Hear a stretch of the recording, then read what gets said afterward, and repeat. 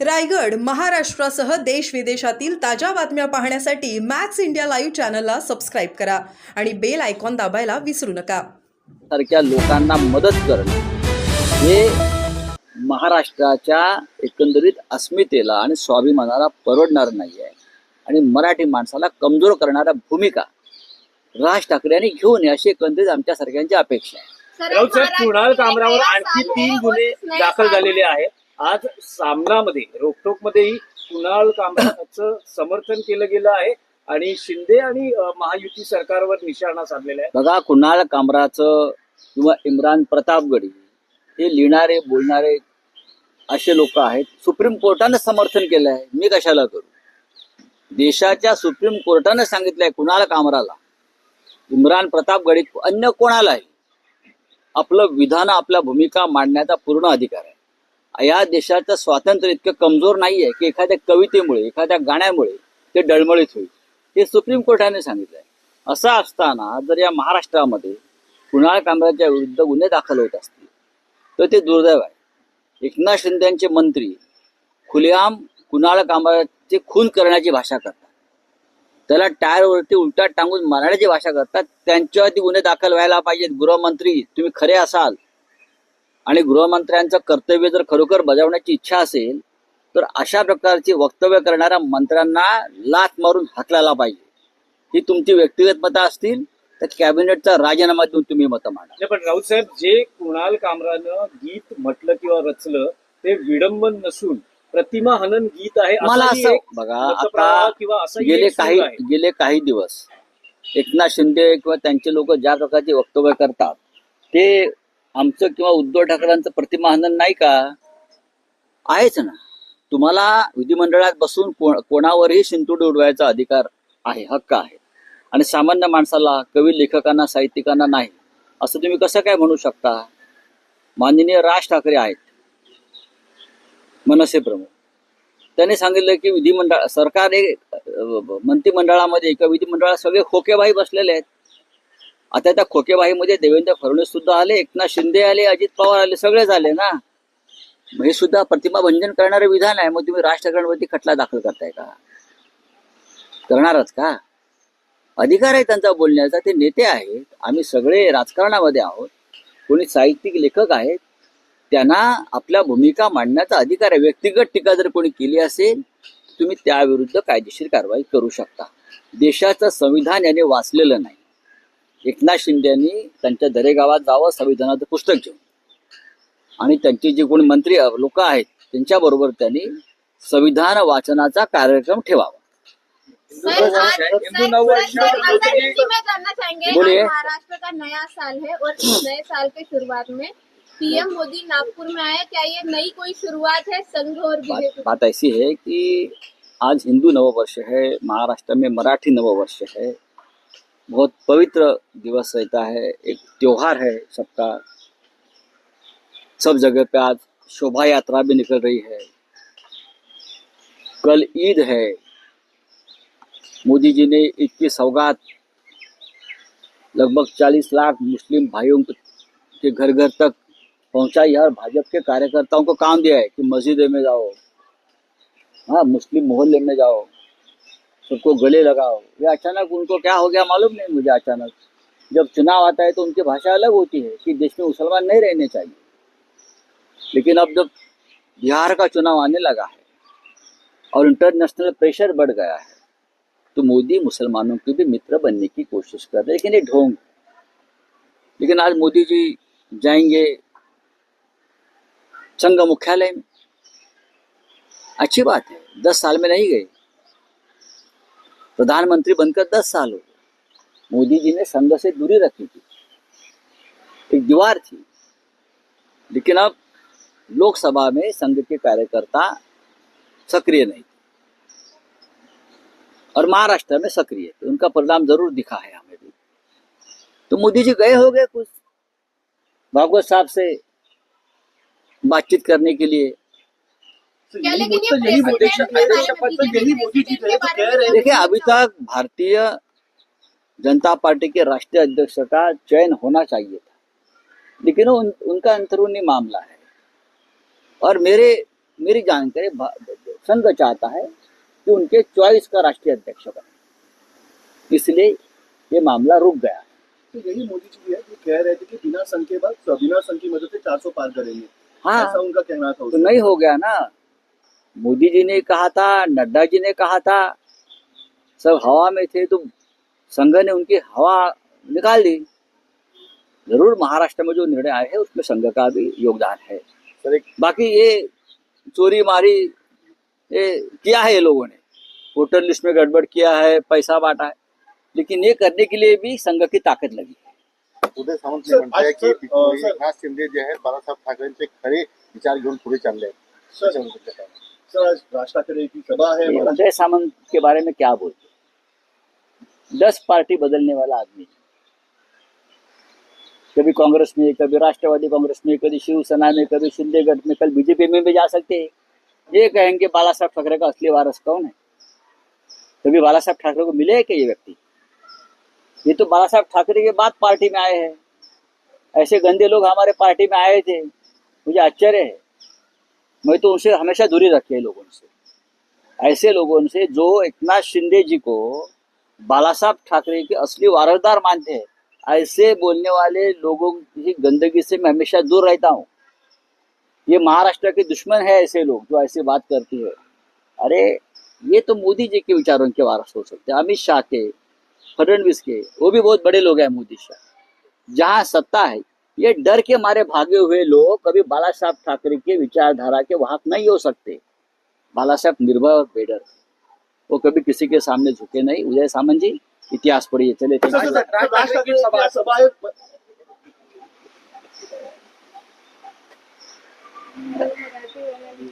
च्या अध्यक्षपदाचा कालखंड संपलेला आहे आणि माझ्या माहितीप्रमाणे राष्ट्रीय स्वयंसेवक संघाला त्यांच्या पसंतीचा अध्यक्ष या वेळेला हवाय। त्याच्यामुळे भाजपच्या राष्ट्रीय अध्यक्षांची निवड लांबली। आता हा त्यांचा अंतर्गत प्रश्न आहे। मी संघ आणि भाजपा यांना वेगळे मानतच नाही। एकाच नाण्याच्या दोन बाजू आहेत। जरी आमचा राजकारणाशी संबंध नसला असं जरी ते म्हणत असले, किंवा भाजपवाले आमचा संघाशी संबंध नाही असं म्हणत असले, तरी दोन्हीही संस्था, एक राजकीय पक्ष आहे, एक त्यांची संस्था आहे, हे दोन्ही एकच आहेत आणि एकमेकाच्या विचारांना हातात हात घालून काम करत असतात। कोणी कोणती भूमिका कधी घ्यावी त्यांचं ठरलेलं असतं। नरेंद्र मोदी संघ मुख्यालयात गेले यात मला आश्चर्य वाटण्याचं कारण नाही। नरेंद्र मोदींनी त्यांच्या सामाजिक जीवनाची सुरुवात ही संघाचे प्रचारक म्हणून केली। त्यांनी संघाच्या कार्यालयात काम केलेलं, अगदी त्यांचे जर फोटो प्रसिद्ध झाले त्या कार्यालयामध्ये झाडू मारण्यापासून त्यांनी काम केलं। संघाचे प्रमुख प्रचारक लक्ष्मणराव इनामदार हे त्यांचे गुरु आहेत। लक्ष्मणराव इनामदार यांच्याविषयी ज्यांना माहिती आहे, ते एक त्यागमूर्ती होते। लक्ष्मणराव इनामदार हे त्यागमूर्ती होते। त्यांनी अत्यंत खडतर परिस्थितीमध्ये महाराष्ट्रात आणि देशामध्ये संघाचा प्रचार केला। ते साधे होते, त्यांची राहणी साधी होती, प्रखर राष्ट्रवादी होते आणि नरेंद्र मोदी त्यांना आपले गुरु मानतात। आता गुरुचे किती गुण त्यांच्यामध्ये गेले ते गेल्या 10 वर्षात आपण पाहिलं। पण राऊत साहेब असं म्हटलं जातं आहे की भाजपच्या अध्यक्ष निवडीबाबत आज मोहन भागवत आणि नरेंद्र मोदी यांची चर्चा होईल। नक्कीच अशी बाहेर चर्चा आहे। ज्या अर्थी JP नड्डा यांची मुदत संपून सुद्धा नवीन अध्यक्ष भाजपा नेमू शकलेला नाही, त्या अर्थी राष्ट्रीय स्वयंसेवक संघाचा भारतीय जनता पक्षावरती अर्थाने दबाव आहे। लोकसभा निवडणुकीत जो भाजपचा पराभव झाला त्याचं कारण संघ कार्यकर्ते प्रचारापासून दूर राहिले आणि विधानसभा निवडणुकीत खास करून महाराष्ट्रासारख्या राज्यामध्ये भाजपाचा विजय झाला आहे। संघाने दाखवून दिलं आम्ही काय करू शकतो आणि काय करू शकत नाही। संघ कार्यकर्ते मोठ्या प्रमाणामध्ये प्रचारात उतरले। महाराष्ट्रामध्ये हजारो सभा घेतल्या, लहान लहान सभा घेतल्या, लोकांपर्यंत पोहोचले आणि महाराष्ट्रामध्ये त्याने भारतीय जनता पक्षाच्या विजयामध्ये हातभार लावला। बाकी इतर तांत्रिक गोष्टी आहेत, चोऱ्या माऱ्या, लांड्या लवाड्या, पण संघाचा यात सहभाग आहे। अगदी मतदार याद्यांमध्ये नावं काढण्यापासून एखाद्या भागात आणि नावं घुसवण्यापर्यंत संघाची यंत्रणा काम करत होती। शेतकऱ्यांची कर्जमाफी शक्य नाही असं म्हटलं जात आहे. आता सत्ताधारी सगळ्याच तिन्ही पक्षाचे सत्ताधारी त्याची पुढे होतात. एक असं आहे की अर्थमंत्री अजित पवार यांची विधानसभा निवडणुकीपूर्वीची भाषा, देवेंद्र फडणवीस, एकनाथ शिंदे यांची भाषा पूर्णपणे वेगळी होती. लाडक्या बहिणीने 2100 रुपये देण्यापासून ते कर्जमाफीपर्यंत करणारच चवर जोर देऊन सांगत होते. आता अजित पवारांनी हात वर केलेले आहे. खरं म्हणजे अजित पवारांनी राजीनामा द्यायला पाहिजे. जर ते कर्जमाफी करू शकत नसतील आणि लाडक्या बहिणींना 2100 रुपये देणार नसतील तर महाराष्ट्राच्या जनतेचा वचनभंग केल्याबद्दल त्यांचा राजीनामा जनतेने मागण्यापेक्षा त्यांनी स्वतःहून नैतिकतेच्या मुद्द्यावर राजीनामा दिला पाहिजे. आजच मी दुसरे उपमुख्यमंत्री एकनाथ शिंदे यांचं वक्तव्य मी ऐकलं किंवा पाहिलं. जेव्हा अजित पवार किंवा त्यांच्या युतीनं ही घोषणा केली की 2100 रुपये देऊ लाडक्या बहिणींना, लाडक्या भावांना आणि शेतकऱ्यांची कर्जमाफी करू, तेव्हा राज्याच्या मुख्यमंत्रीपदी एकनाथ शिंदे होते. त्याच्यामुळे ही जबाबदारी एकनाथ शिंदे यांची जास्त आहे. ते मुख्यमंत्री असताना तुम्हाला जनतेला वचन दिलं आणि आज ते डेप्युटी सीएम आहे. आजच त्यांचं मी आता पाहिलं, काही झालं तरी आम्ही आमचं वचन पूर्ण करणार. कसं करणार? तुमचे अर्थमंत्री आणि डेप्युटी सीएम नाही म्हणताय. एकनाथ शिंदेने करावं की जोपर्यंत तुम्ही शेतकऱ्यांना कर्जमाफी देत नाही आणि लाडका बहिणींना 2100 रुपये देत नाही तोपर्यंत मी देवगिरी बंगल्याबाहेर उपोषणाला बसेन. त्याने उपोषणाला बसावं त्यांच्या लोकांसह. जनतेचे नेते आहेत ना, ते लाडके भाऊ आहेत, बहिणींचे लाडके भाऊ आहेत, शेतकऱ्यांचे लाडके पुत्र आहेत आणि ते मुख्यमंत्री असताना त्यांनी वचन दिलेलं आहे. त्याच्यामुळे त्यांना दाखवावं लागेल की मी वचनाला किती पक्का आहे. प्राण जाय पर वचन न जाय, ही एका शिवसैनिकांची आणि मराठा मावळ्याची एक भूमिका असते. प्राण जाय पर वचन न जाय. तुमच्या डोळ्यासमोर लाडक्या बहिणींची फसवणूक चालली आहे. एकनाथ शिंदे, शेतकऱ्यांना गंडवलं जात आहे. तुम्ही काय करताय सरकारमध्ये बसून? अजित पवारांच्या दारासमोर उपोषणाला बसा, आंदोलन करा. शिवसेनेचा आत्मा आंदोलन आहे. जर तुम्ही खरे शिवसैनिक असाल, तुमच्याकडे जरी नकली शिवसेना असली तरी तुम्ही स्वतःला शिवसैनिक मानता ना, मग देवगिरीच्या बाहेर करा आंदोलन. राऊतसाहेब, आज मनसेचा गुढीपाडवा मेळावा शिवाजी पार्कवर आयोजित केला जातो आहे. राज ठाकरे भाषणात काय भूमिका आता मी मांडणार कसं काय याकडे सांगू? लक्ष असेल, कारण राज ठाकरेंची विधानं ही नेहमी राज चर्चे आणि ठाकरे बातमीचा विषय बघा, ठरतात. राज ठाकरे यांचा पक्ष सध्या भारतीय जनता पक्षाचा मित्र पक्ष आहे. आता मित्र पक्षाचा, भाजपच्या मित्र पक्षाचा तो मेळावा आहे. त्याच्यामुळे त्यांची भूमिका मी पाहतो ही भाजपा धर्जिणी किंवा मोदी अमित शहा यांना धरून असते. त्यांच्या घरी लोक चहा पानाला येतात, सगळे हे भाजपचे वगैरे. आता ते त्यांनी काही जरी भूमिका घेतली तरी त्या भूमिकेवरती भाजपची छाप असेल, भाजपचा प्रभाव असेल. उद्याच्या महानगरपालिका निवडणुकीमध्ये भारतीय जनता पक्षाला सोयीची काय भूमिका घेता येईल अशी भूमिका राज ठाकरे घेऊ शकतात. यापूर्वी त्यांनी घेतलेली आहे. आज खूप खास नाही. नवीन वर्षाच्या आपल्या सगळ्यांना शुभेच्छा. सगळ्या पत्रकारांचं स्वातंत्र्य कायम राहो.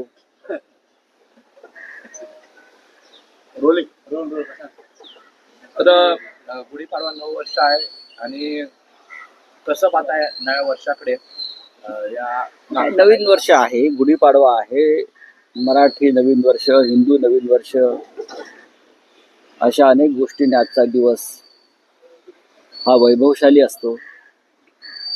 आज सर्वत्र महाराष्ट्रात खास करून शोभायात्रा निघतायत.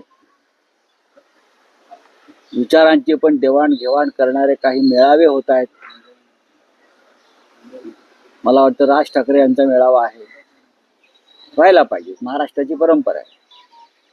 त्यानंतर देशाचे पंतप्रधान नरेंद्र मोदी आज नागपूरला संघ मुख्यालयात येत आहेत.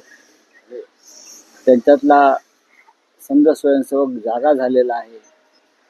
काही दिवसापूर्वी सौगाते मोदीमुळे त्यांच्यातला एक निधर्मी राज्यकर्ताही जागा झाला होता. आजच्या गुढीपाडव्याला हे एक महत्व आहे की आमचे मोदीजी हे ईद आणि हिंदू नववर्ष एकत्र साजरं करतात. त्याच्यामुळे आम्हाला आनंद आहे. हा देश अशाच पद्धतीनं चालला पाहिजे. मोदींनी जर त्यांच्या अंधभक्तांना नियंत्रणाखाली आणलं तर नक्कीच या देशामध्ये सुखशांती, समृद्धी आणि शांतता नांदेल. दुर्दैवाने तसं घडत नाहीये. मोदी स्वतः वेगळं वर्तन करतात आणि त्यांचे अंधभक्त टोकाचं वर्तन करतात. निवडणुका आल्या की मोदी या देशामध्ये इतर कोणते धर्म नांदतायत याचा विचार करत नाहीत आणि मग ते एकधर्मीय राज्यकर्ते होतात निवडणुका आल्यावर. आणि मग त्यानुसार मतांची गणितं मांडत मग ते या देशामध्ये तणाव कसा निर्माण होईल आणि तणावातून मला फक्त हिंदूंचीच मतं कशी मिळतील याचा विचार करतात. पण कालपर्यंत ते सौगाते मोदी वाटत होते मुस्लिम मोहल्ल्यात जाऊन, मशिदीत जाऊन, आणि आज ते संघ मुख्यालयात गेलेले आहेत. स्वागत करतो. नाही, देवेंद्र फडणवीस जाणारच ना. सगळ्यांनी जायला पाहिजे, त्या चुकीचं काहीच नाही. विचारधारा त्या संदर्भात जरी आपले मतभेद असले तरी आपल्या देशामधल्या या महत्वाच्या संस्था आणि संघटना आहेत, आपण त्यांचे विचार समजून घेतले पाहिजे. एकेकाळी आमच्यासारखे लोक सुद्धा संघाच्या अत्यंत जवळ होते, पण गेल्या 5-10 वर्षामध्ये भारतीय जनता पक्षाने ज्या प्रकारे संघाचा विचार हा वेगळ्या पद्धतीनं मांडण्यास सुरुवात केली त्यामुळे या देशामध्ये द्वेषाचं वातावरण निर्माण झालं. हा आमचा वाद आहे. राऊत साहेब, हा. देशातले असे दुसरे पंतप्रधान आहेत जे संघ मुख्यालयाला भेट देतात. यापूर्वी वाजपेयी यांनी भेट दिली होती आणि त्यानंतर नरेंद्र मोदी आहेत. अटल बिहारी वाजपेयी यांनी संघ मुख्यालयाला भेट दिली होती, पण नरेंद्र मोदी हे 11 वर्षांनंतर संघ मुख्यालयात जात आहेत प्रधानमंत्री झाल्यावर. त्यांना आत्ता अचानक जाण्याची गरज का भासली संघ मुख्यालयात? हा एक संशोधनाचा विषय आहे. भारतीय जनता पक्षाच्या राज्य पद्धतीवर संघाचा पगडा वाढतो आहे, सत्य आहे. अटल बिहारी वाजपेयी अडवाणी हे संघाचे स्वयंसेवकच होते आणि त्याच्याविषयी आक्षेप असण्याचं कारण नाही. संघाचे स्वयंसेवक असल्याचं त्यांनी मान्य केल्यामुळेच जनता पक्षाची राजवट कोसळली दुहेरी सदस्यत्वाच्या प्रश्नावर. पण गेल्या 10-11 वर्षापासून प्रधानमंत्री मोदी किंवा अमित शहा गृहमंत्री किंवा अन्य सगळे प्रमुख लोक हे सत्तेत आहेत, पण प्रधानमंत्री साधारण 10 ते 11 वर्षानंतर त्यांना संघ मुख्यालयात जावं असं वाटतं. त्याबाबत त्यांनी आपलं मन मोकळं केलं पाहिजे. त्यांना आज का जावं असं वाटतं? यामागचं असं विश्लेषण केलं जात आहे की संघ आणि भाजप यांमध्ये लोकसभा निवडणुकीच्या काळात जो दुरावा निर्माण झाला होता, विशेषतः JP नड्डा जे विद्यमान अध्यक्ष आहेत त्यांच्याकडून संघाबाबतीत झालेली विधानं असतील आणि मग त्यानंतर संघाशी पुन्हा एकदा जुळवून घेण्याचा प्रयत्न होतोय. त्यानंतर ज्या 3 विधानसभा मोदींचा स्वभाव पाहता ते फक्त एखाद्याशी सत्तेसाठी जुळून घेऊ शकतात. बाकी वैचारिक दृष्ट्या, भावनिक दृष्ट्या जुळवून घेतील असं मला वाटत नाही. त्यांचा स्वभाव, ज्याला इंग्रजीत तुम्ही ॲटिट्यूड म्हणता, ते फक्त सत्तेसाठी किंवा सत्ता टिकवण्यासाठी जुळून घेऊ शकतात. JP नड्डा यांच्या अध्यक्षपदाचा कालखंड संपलेला आहे आणि माझ्या माहितीप्रमाणे राष्ट्रीय स्वयंसेवक संघाला त्यांच्या पसंतीचा अध्यक्ष यावेळेला हवाय. त्याच्यामुळे भाजपच्या राष्ट्रीय अध्यक्षांची निवड लांबली. आता हा त्यांचा अंतर्गत प्रश्न आहे. मी संघ आणि भाजपा यांना वेगळे मानतच नाही. एकाच नाण्याच्या 2 बाजू आहेत. जरी आमचा राजकारणाशी संबंध नसला असं जरी ते म्हणत असले किंवा भाजपवाले आमचा संघाशी संबंध नाही असं म्हणत असले तरी दोन्हीही संस्था, एक राजकीय पक्ष आहे, एक त्यांची संस्था आहे, हे दोन्ही एकच आहेत. आणि एकमेकाच्या विचारांना हातात हात घालून काम करत असतात. कोणी कोणती भूमिका कधी घ्यावी त्यांचं ठरलेलं असतं. त्यामुळे नरेंद्र मोदी संघ मुख्यालयात गेले यात मला आश्चर्य वाटण्याचे कारण नाही. नरेंद्र मोदींनी त्यांच्या सामाजिक जीवनाची सुरुवात ही संघाचे प्रचारक म्हणून केली.